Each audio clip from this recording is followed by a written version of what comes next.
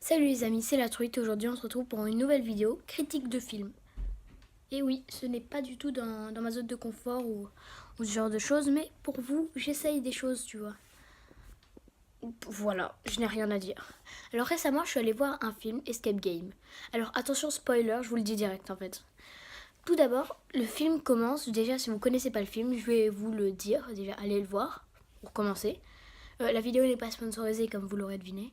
Le film commence, on voit quelqu'un qui entre dans une salle par le plafond, qui tombe dans une salle. Et dans cette salle, il essaye de résoudre une énigme et tout. Il réussit à la résoudre, mais c'est un escape game très spécial. D'ailleurs, on le voit dans la bande-annonce, soit tu réussis, soit tu meurs. Et les murs, ils se referment comme ça, et même s'il a réussi, ça se referme. Et ça se finit quand ça touche à peine sa peau. Et on voit une fille voilà, qui fait des études, qui voilà. Et après, ça passe sur le plan d'une autre personne, qui passe encore sur le plan d'une autre personne. Et voilà, enfin bref. L'histoire du film, c'est il y a 6 personnes, il me semble. Attends, je vais les compter. Oui, il y a 6 personnes. Elles sont réunies dans un escape game. Le plus connu est les escape games, s'ils réussissent, ils gagnent 10 000 $. Parce que le film est américain. Et s'ils réussissent pas, on sait pas. Vous savez que dans les escape games, il y a un game master et tout. Donc il faut attendre dans une salle d'attente.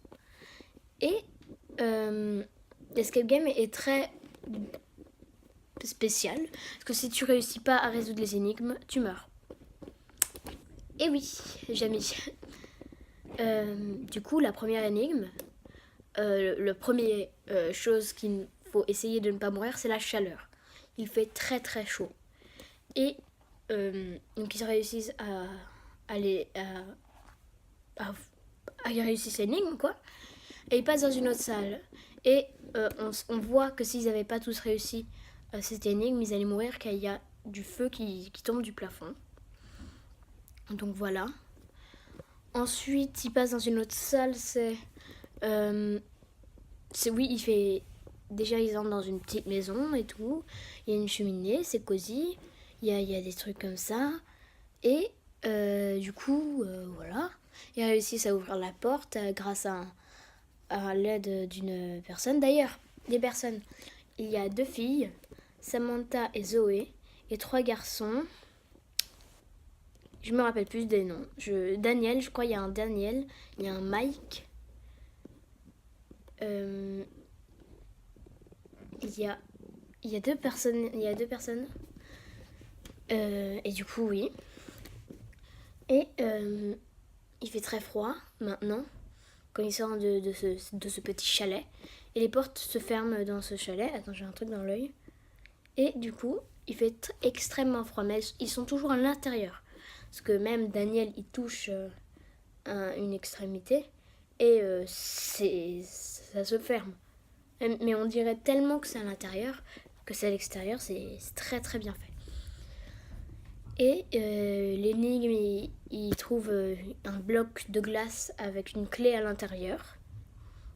Et ils trouvent une porte pour mettre une serrure. Donc ils en déduisent que la clé, voilà. Et du coup, comme il y a un gars on va l'appeler Joe. Et l'autre personne que j'ai oubliée, on va l'appeler James. Donc Joe, il a un briquet, il fume et tout. Et donc il lui demande le briquet. Daniel, il le lance un peu par terre sur la glace. C'est à mi-chemin entre eux et Joe. Donc Daniel, il prend le briquet et il tombe dans la glace. Yes, mon trépied vient de se péter. Et du coup, il tombe littéralement dans la glace. Et premier mort. Il tombe dans la glace, c'est Daniel. Donc après, on réussit à passer, même s'ils sont un peu encore sous le choc. James, il a pas du tout l'air choqué par ce genre de choses. Au moment, il pense même que Joe, c'est le Game Master. mais non, je vous le dis direct.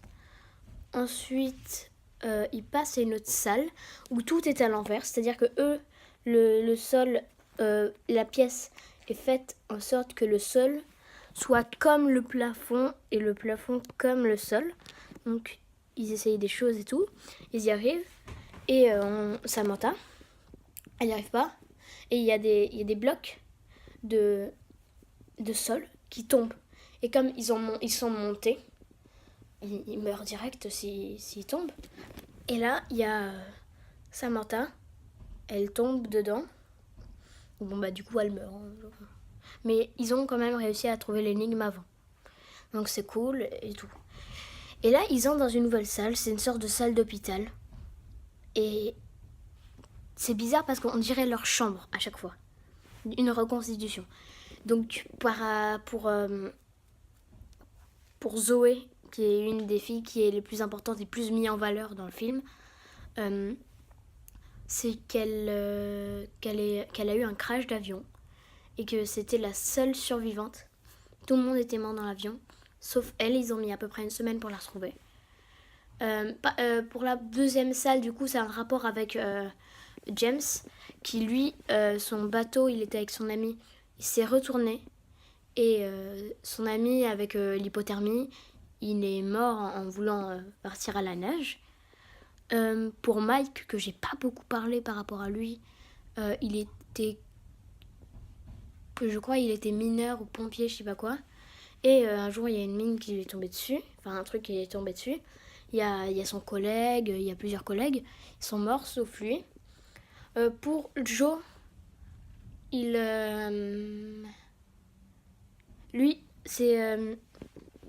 il était rentré d'un anniversaire avec sa voiture, et comme c'était le seul à en avoir une, il était un peu saoul et il y a un camion qui leur est rentré dedans et c'est le seul survivant.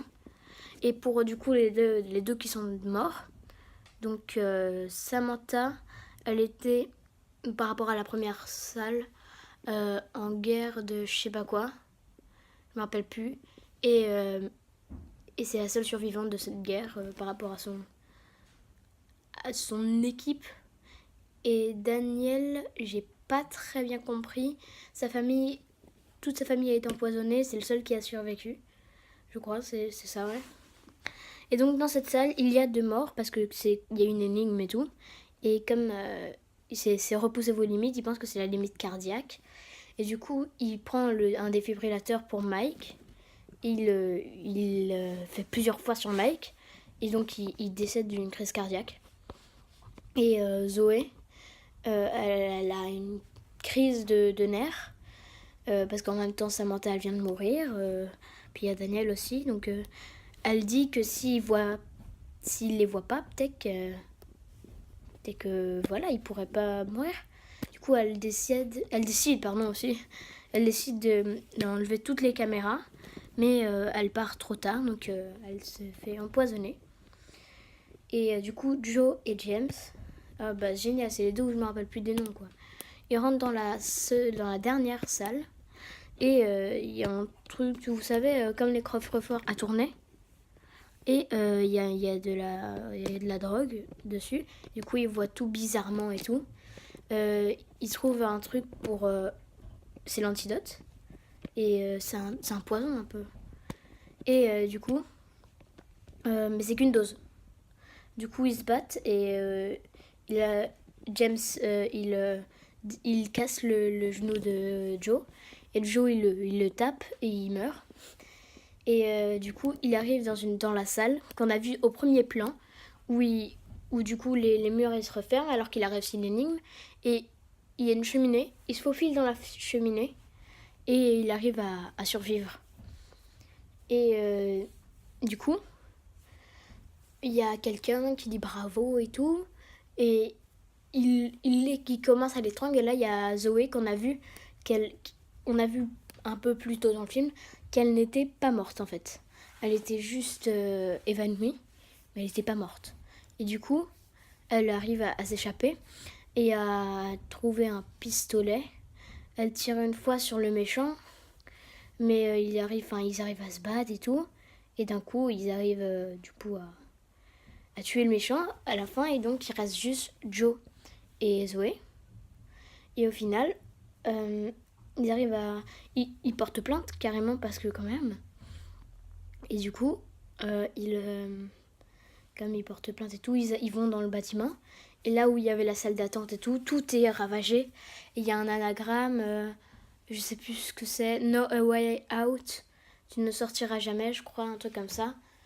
Et du coup, on voit à la fin Joe et Zoé qui se donnent rendez-vous amicalement. Et on voit qu'ils ont tout inventé pour les morts. Par exemple, Samantha, elle est morte en faisant des chutes du Niagara, elle est tombée. Mike, il est mort d'une crise cardiaque. Daniel, il est mort parce qu'il nageait dans un lac très froid, je me rappelle plus du nom. Et James, il est mort d'une chute de moto avec du stupéfiant. Donc c'est vraiment... tout est organisé, quoi. Et du coup, elle décide, parce qu'il y a le logo, parce qu'il y a un truc dans le logo qui fait qu'on peut deviner où c'est.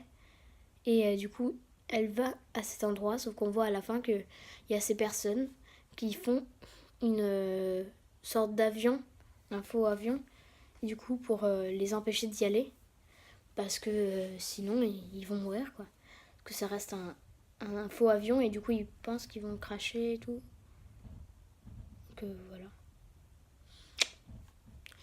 Et du coup moi j'ai beaucoup aimé, et je vous conseille d'aller le voir. Je trouve que le film est super bien monté. Il est super bien physiquement, je veux dire, très bien fait. Les effets spéciaux sont magnifiques. L'histoire est passionnante. On ne s'ennuie jamais devant ce film. Il peut y avoir un long silence qu'on regarderait. J'ai envie de le revoir. Il est très bien. Et je vous conseille d'aller le voir. Les points faibles, je dirais que... Je sais pas. Peut-être, je dirais... Je sais pas trop. J'allais dire manque de réalisme, mais non. C'est très bien réalisé, très bien. Un peu trop pesant, peut-être. Un peu trop lourd à regarder. Mais sinon, waouh. Je crois que c'est un film d'horreur, on m'a dit, mais il n'y a pas de... Je sais pas ce que c'est la définition exacte de film d'horreur, mais il n'y a pas de sang, il n'y a pas de fantôme, il n'y a rien. Hein, donc c'est juste uniquement ce que je viens de vous raconter. Et moi, j'aime beaucoup. Si vous voulez d'autres résumés de films ou critiques de films comme ça, dites-le moi dans les commentaires, sinon j'arrête direct. Hein. Sinon, c'était La Truite. Ciao!